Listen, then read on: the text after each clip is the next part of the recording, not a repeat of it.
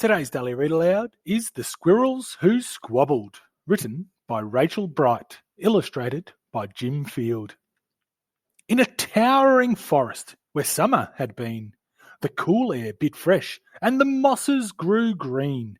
And as autumn edged in and the sky raged red, the sleepiest creatures got ready for bed. While up in a tree swung a flighty young squirrel, who everyone knew as Spontaneous Cyril. Now, most foresty folk had seen to their needs through the plentiful months of mushrooms and seeds. They'd built up their stores so they'd all be well fed through the frosting of winter that glittered ahead.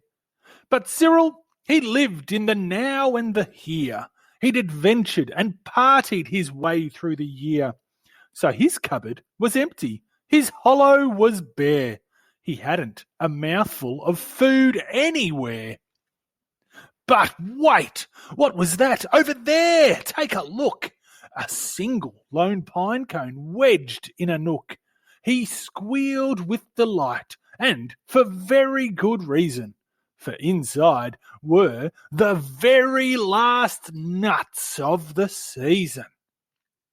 But Cyril wasn't alone. There were more hungry eyes. Yes, plan ahead Bruce had his sights on the prize. Though he'd gathered a mountain of bounty hard fought, Bruce was convinced he was one pine cone short.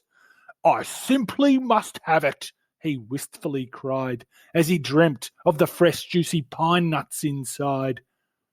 So as Cyril set off on his way to the ground, Bruce, he was also last pine cone bound.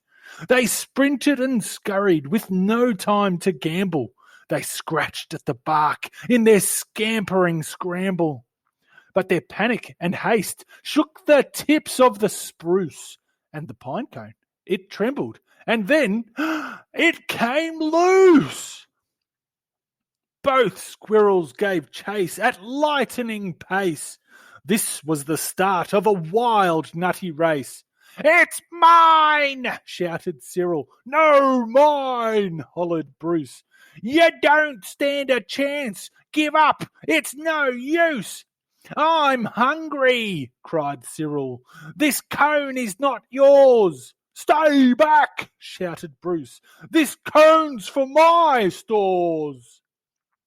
It boinged over bushes and flew through the air. It binged on the nose of a slumbering bear. It bounced over boulders and then came to a stop, then teetered and wobbled and quivered and plop. Both squirrels followed. Oh, the water was fast. Would they learn that they needed each other at last? But each was intent on how he could win, so they didn't quite notice a bird sweeping in. Cyril and Bruce, they watched in dismay as their cone disappeared up, and away. Come back, shouted Cyril. They're our nuts, exclaimed Bruce. But all hope was gone. It was simply no use. And meanwhile they drifted right up to the ledge. Greed, it was driving them over the edge.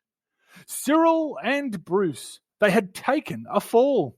They were paying the price for wanting it all. They'd squandered their chances to team up and share. Would their nutty young hopes simply end in despair? Bruised and bedraggled, they swept past dry land. Cyril grabbed at a branch with a trembling hand.